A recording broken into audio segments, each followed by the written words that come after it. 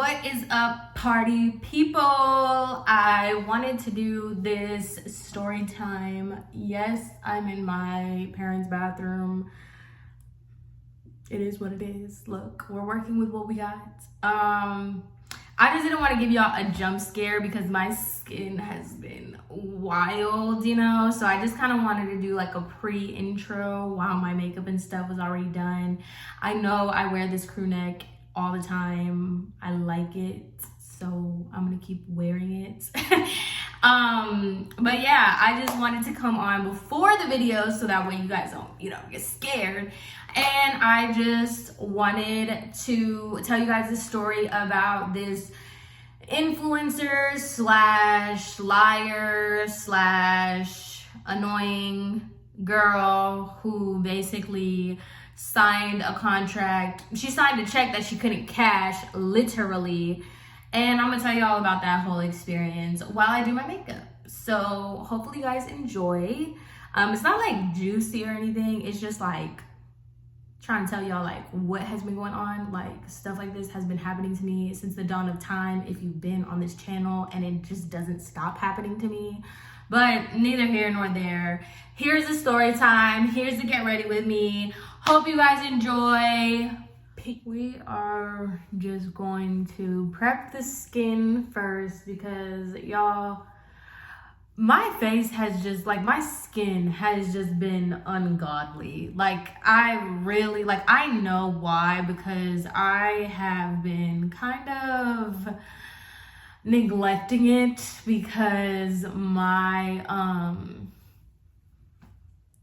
a bitch has been on a budget, okay? So, like, I have not been putting that much emphasis on stuff like skincare. So, I think that in combination to all the things that are happening in my life right now, I think, yeah, that's kind of what's going on. So, it's the same thing, too. My hair is not long enough to be in a bun. You don't even want to see the back. Like, it's all bobby pinned. I'm faking it. I'm being fake right now, so you guys can only see the front of my hair and see how cute it looks with the bun, because the back looks insane. But all for the video. Let's go ahead and get started into what this video has been about, because oh my god, stories for days, y'all. I will never run out of stories as long as I'm living. I swear, like, it just gets worse and worse with the things that I have to endure. It's all a learning lesson. I'm not tripping about it, and I'll tell you guys why. So let's take it back, right? After the salon job, well, during the salon job, I was trying to get into, I think I told you guys about like the virtual assisting thing, so that way I had like something going on, and I was trying to like build that while also being at the salon, so that way I can kind of pivot to that, because I knew I wanted to leave. So with that, I was emailing a whole bunch of people, like any and everybody. I was just emailing to see like if they were interested in virtual assistant work. Now, this one girl I had found through a girl that I had watched on TikTok. She doesn't even make videos anymore, but I really liked her videos. She would do like day in the life vlogs on TikTok, and I really liked her personality. I really liked her content.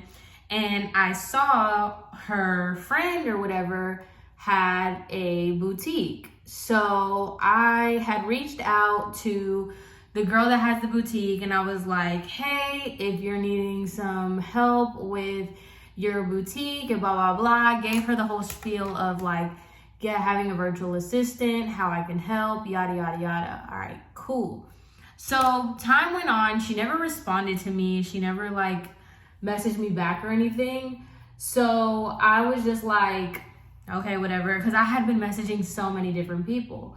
Well, lo and behold, the day of the influencer event for the salon, she messaged me, she emailed me back, and she was like, yeah, I would be really interested in something like this if you want to talk. I hit her back up, obviously, because I'm like, yes, girl, I want to talk. Like, I really saw this, once again, just seeking opportunities. I swear, I come up like, I think I'm a pessimist, or what is it? People that are like always negative. Like, I feel like I'm one of those people, but at the same time, I feel like I do like to see like opportunities and potential in stuff.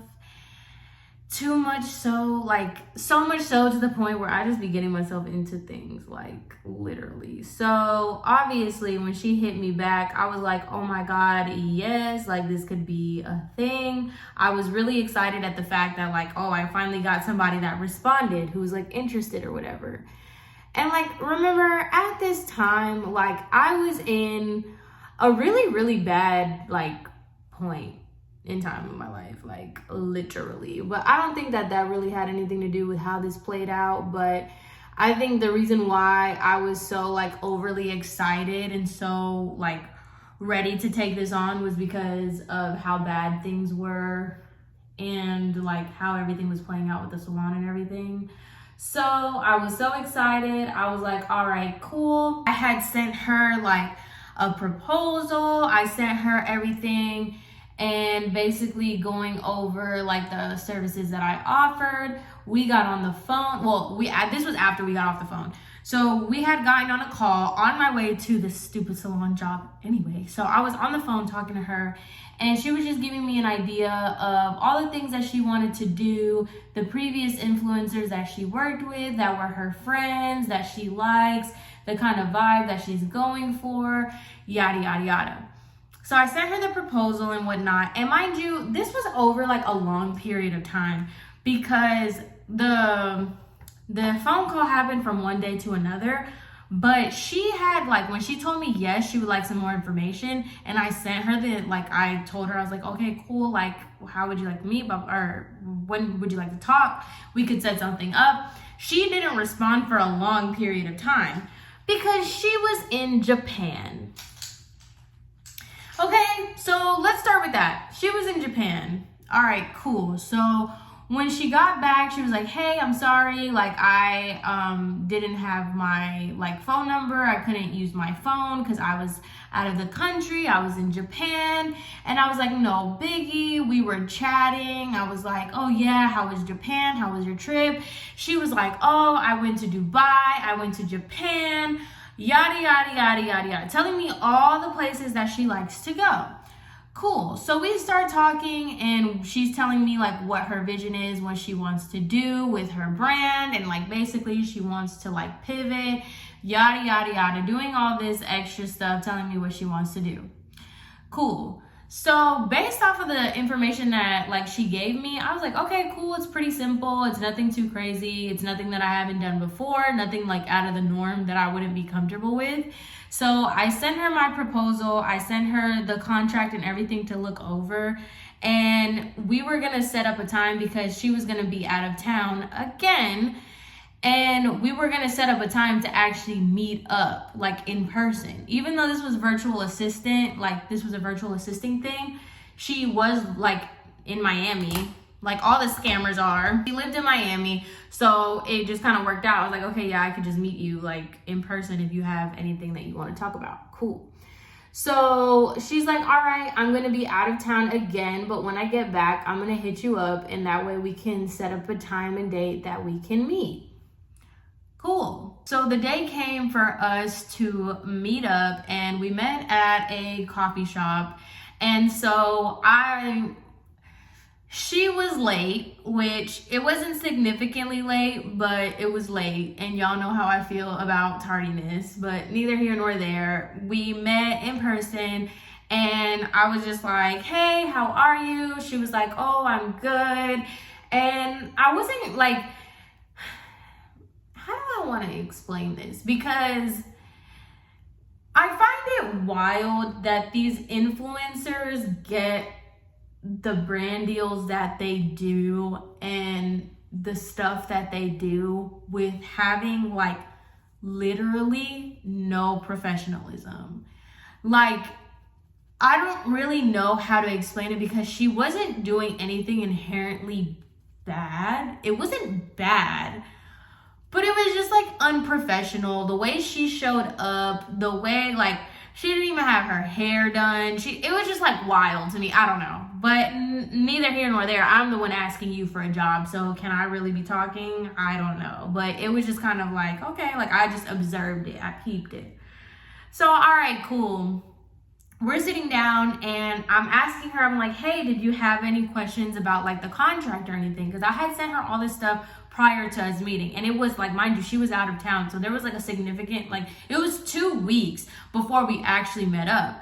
So I was like, oh, and mind you, in between that time, she's asking me for references. She's asking me for like previous work that I've done. She wants basically like proof of like what I'm telling her that I can do. So I like sent her all of that. I sent her like my little credentials and whatnot. So I'm thinking like she means business. So that's why I was like very surprised when she had came up like, because over email, she seemed so professional, but then in person, I was like, is this the same person that I've been talking to like this entire time? Because it didn't translate. So whatever, I asked her, I was like, hey, do you have any questions about the contract or like anything that you want to go over or like kind of dispute, or is there anything that you're not comfortable with, yada, yada, yada. She literally opens her iPad and was like, oh, my iPad's dead. I had my iPad and I had the contract in front of me. And I was like, do you want to use mine? And she was like, yeah. Can I use your can I use your iPad to look at the contract? I mean, I looked at it, but like, let me just look over it again. She never read the freaking contract. Like, and that's not my problem. Like, I'm going to start with this. None of this is my problem. So she tells me that like, oh, can I just use your iPad to review, like whatever. So I'm like, okay, cool.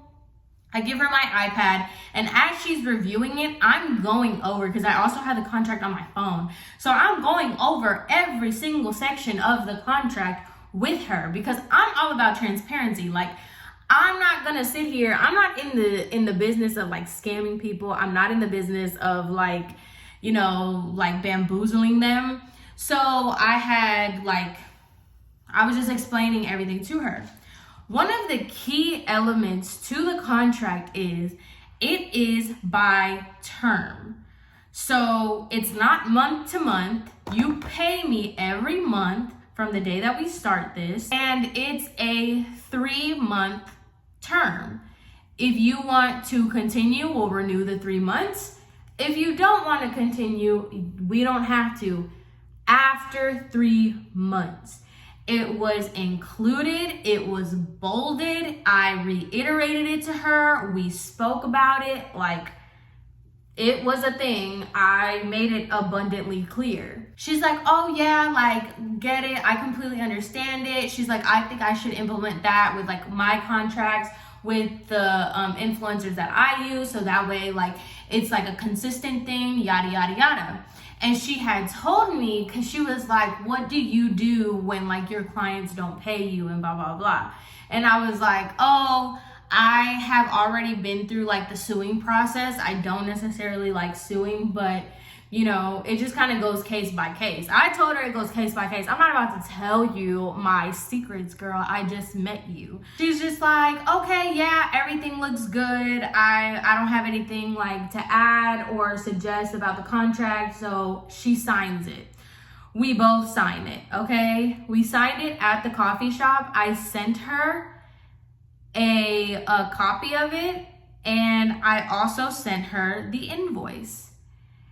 Also, within that invoice, it says the terms and conditions of these invoices, that if you do not pay when the invoice, I give a 72-hour grace period. If you do not pay the invoice within that time frame, there is a $60 upcharge that's added to the invoice. All right, cool. So I sent her the first invoice, and honestly, this was the first red flag. This was absolutely the first red flag. I knew that this was gonna be the trajectory of our relationship. I knew that this is where this was gonna go. Like, I knew it. So we leave, and I sent her the link or whatever, and I'm noticing like she's not saying anything. Like, she hasn't responded to it. She hasn't paid it. She hasn't done anything. Mind you, at the coffee shop, the work started like that was when we agreed. Starting today, this is the date, whatever. So I'm just like waiting for her to pay this link, pay this invoice. Like, what are we doing? And so she sends me a message the next day basically asking, I think we signed the contract on like the 8th. And so she sends me a message asking me if she can move the start date to the 10th. So I tell her, I'm like, yeah, we can move the start date to the 10th, but like we can only do this right now. I was just trying to be nice, to be honest. It was a red flag, obviously. I knew it was a red flag. I ain't gonna lie, I kind of needed the money. So it was like, you kind of have the upper hand, like whatever. So I was like, okay, but just to let you know that after this, like after I change the start date to the 10th, like I can't change it again without charging you a fee. Like it has to be like the 10th now. So she was like, okay, no worries, completely understand. The 10th would work better for me. And then from there, I can send you all the information so that you can get started on what we've talked about, yada, yada, yada. All right, cool. So the day comes. Now, mind you, I'm already out of the salon by this point. I left them, I quit, whatever. 10th comes, I send her the invoice. And as you would suspect, she waited until the 72 hours to send me my payment. Whatever, she sends the payment over. And now, I'm asking her, okay, cool. Like, now, if you could give me an idea of what you had. She basically wanted me to rewrite her contracts for her and then add like the brand ambassador agreement, stuff like that. I get started with everything and we're going back and forth in the emails and we're just talking about the different things that she wants to do, blah, blah, blah. Mind you, every time I would send her an email, I would be extremely detailed. I would put like sections, I would bold things. I would be extremely detailed on what I was doing. Now, mind you, in our agreement, I had told her that for the price that she's paying, I would be working with her for 16 hours out of the month. That's the price that she chose. Those are the amount of hours she picked as far as the virtual assisting. So I let her know that, and she was kind of giving like a lot of stuff to do that was going to take more than the 16 hours, which was the 4 hours a week. So like I'm available to you 4 hours out of the week. So in this time, she's giving me a lot of like stuff to do that was exceeding the 4 hours a week mark. So in one of my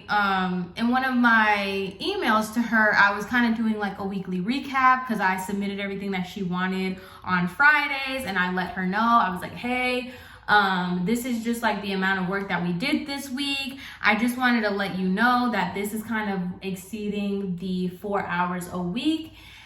Just to let you know, I'm not gonna, I'm telling her like, I'm gonna let it slide for this week, but like, hey, I just want to let you know that like, you're asking kind of a lot for the price that you're paying, because she was making me do a lot more than what was allotted. Anyway, so then she's like, all right, cool. Mind you, everything's fine between us.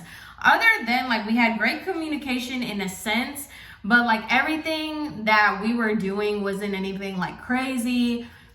Like the open line of communication, everything was good. Until the next, this was for like the first 3 weeks. Then the 4th week came and I was like, basically like didn't hear from her. So I was like, hey, I haven't heard from you. I just wanted to follow up, like to see like if you need anything done, what's going on, blah, blah, blah, blah, blah.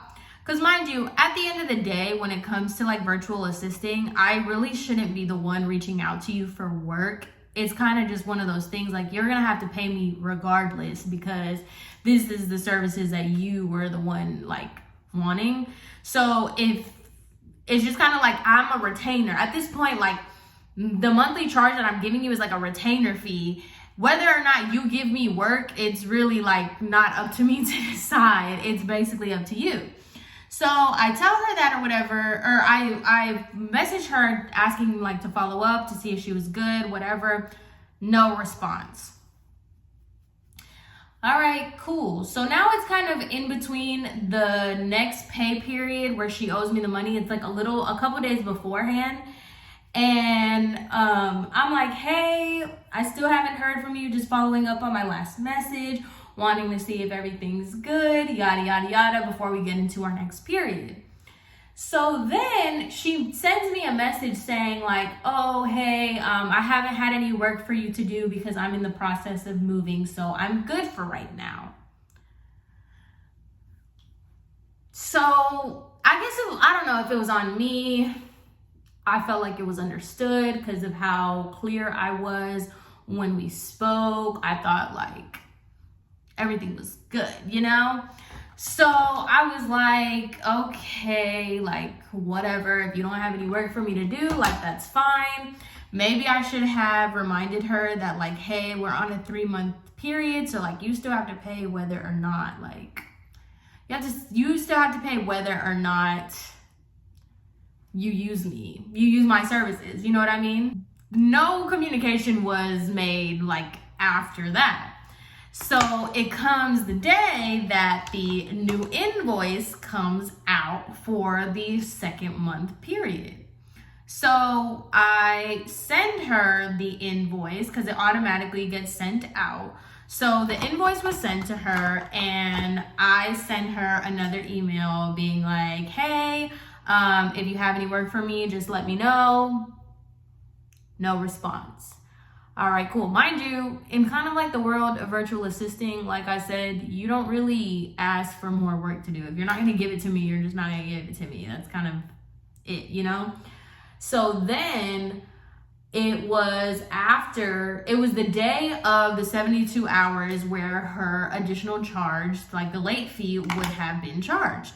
So I had sent her a text message now, because we have each other's phone numbers. I sent her a text message being like, hey, I just wanted to reach out about March's invoice before you get charged the additional late fee.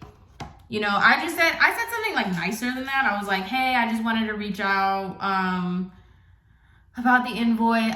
I'll just add the messages, whatever. It was delivered, no response. So obviously, I know your social media, girl. Like, I see your social media. So I go to her Instagram we you know, life is normal for her. She's still going out to eat. She's doing this. And mind you, this is not like, we don't follow each other. So like, she doesn't know that I'm watching. So she's, you know, going out to eat. She's doing her thing. She's buying these clothes. She's in the design district. She is just living her best life. So I'm like, oh, okay. So like this girl is just like blatantly ignoring me. All right, cool. I'm like, I'm just going to let time pass. I'm going to, you know, let it ride or whatever. And that's exactly what I did. I just, you know, let it go. Then 15 days had passed since I initially sent my invoice. So I just basically sent her like a final reminder, like, hey, this is it. Like, otherwise, like, based on our contract, you're obligated to pay this amount and we already agreed, yada, yada, yada. I'm basically kind of giving her the rundown of like, hey, ma'am, you signed your name on this dotted line. We had an agreement. I don't really care that you're moving or whatever. You don't have anything done. But at the end of the day, like, because mind you, I like didn't press the issue about the extra work she had me do because I was like, it'll just cycle to the next month, you know, like we're still feeling each other out kind of thing. No. So I sent her that, no response, of course. So I put together my like termination of services, basically letting her know that we are no longer going to, like, my services are no longer rendered towards her because of the past due invoices, which mind you, in the contract, it says immediately, like termination is immediate upon unpaid invoices. So you haven't spoken to me, you haven't said anything back to me, you haven't been in communication with me other than that one time, literally like 3 weeks ago. So, you know, this is it. Like, this is where we stand. And so I sent that with her final invoice and also a letter of the notice of termination, basically saying, if you don't pay the remainder, like 3 months, well, it's technically 2 months plus the late fee. If you don't pay this, I will send you to collections. Like, this is your total amount. This is your final invoice. This is your final warning. If you do not pay this amount, another fee will be placed on this. And I'm just going to send this to collections, because who is going to court? Not I, because y'all already know I have already been down that route. Now, mind you, the court system is stupid anyway, and it's a long process and it's quite expensive and you have to do the most. And it's this whole thing. You're going to end up spending way more money and way more time than sending a bitch to collections. So what did I do? I sent her that. I gave her until the end of March to make the payment. I was like, girl, I will give you to the end of March to send this payment. If it's not paid, girl, ciao, ciao. Like, I will send this to collections and go about my day. So did she pay? Spoiler alert, she did not pay, duh. And so I found a collection agency, which I'm telling you, these, like, I don't get it. Like, I really don't get it. I went to Tennessee last weekend and the customer service is unmatched in Tennessee. Like, I swear. I don't ever miss Tennessee. I would never live there again. Like, I barely like even visiting. I only go for my sisters. But I will say the customer service in Tennessee is something that you will never experience outside of Tennessee. And it's really sad, because I really wish Florida would take note. But anyway, the collection agency that I went with, she was cool at first and then she turned into another bitch. But anyway, so I sent her to collections, and so then the lady who I'm working with, the collection agency that I'm working with, gives me a call and they're like, hey, we got in touch with homegirl and she is basically saying that she doesn't have the money and she's not going to be able to pay you. And so, because mind you, this girl has an LLC. She did not sign the contract under her LLC. She signed it under her personal name. So this will not hit your LLC, which is the purpose of you having one, first of all, and like tax benefits, but neither here nor there. So it goes to your personal credit, okay? Not that she cares, we'll get to that. But the lady told me, she was like, she doesn't have the money to pay you the entire amount. She can give you part of it, but she wants the remainder of the services that y'all agreed on. First of all, I don't know how y'all grew up. I don't know how y'all are. I don't know who does this. But when did you owing me money become a negotiation? You owe me the money. So you're talking about you'll pay me a part of the amount that you owe me, but I have to give you the 3 months. So you can only give me a part of the payment, which mind you wasn't even like a month's worth of what she was trying to give me. But then you're trying to get 2 more months of services. That's not how that works. So I told my collection lady, I was like, I'm willing to do this amount. If she's not willing to pay this amount and no services, because by the way, I told the collection lady, I was like, yeah, I'm not working with her. Like, I'm not willing to give her any more services. Like, I was abundantly clear. I was extremely transparent about the fact that it's a 3-month contract. and she has to pay it. Like, I don't know what this is. This is not up for like negotiation. And so then the collection lady, because you know, they just want money. They don't really care. And she was like, well, you know, I just feel like you should take your personal feelings out of it and look at it from a business perspective. It's better to get some money than none. First of all, because I had to tell her, I had to get her right real quick, because me and her had already been into it a little bit. I was like, I wasn't asking you for business advice. I was telling you that I'm willing to do this amount of money. If she pays it, then great. If not, it'll stay in collections. And that's something that she'll have to work out with her credit score. That's not a me issue. And so I told her that or whatever. And I'm telling you, my collection lady, I guess that's why she works in collections, because she got an attitude problem. But neither here nor there. At this point, the way I see it is like, ma'am, that money was already lost. Like, I didn't account for money. Like, I was annoyed. I'm pissed that you didn't follow through with what you said, but like, I never account for money that I don't physically have. So I wasn't banking, like, you know what I mean? Where it's like, I didn't spend the money that she was supposed to give me prior to like getting the money, because that's money I didn't have tangibly. Like, I feel like you shouldn't ever plan for money that you don't have. That's something that my mom always taught me, you know? Mind you, like, through this whole thing, right? You're talking about you can't afford it, and you're telling the collection people, like, you don't have the money, you can only pay part of it. Mind you, like, is it a significant amount of money? Sure. Not like, it's not thousands of dollars. Like, it was a cute chunk of change that you owe me, ma'am. But in the grand scheme of things, not that I'm pocket watching, but I am pocket watching. I'm social media watching.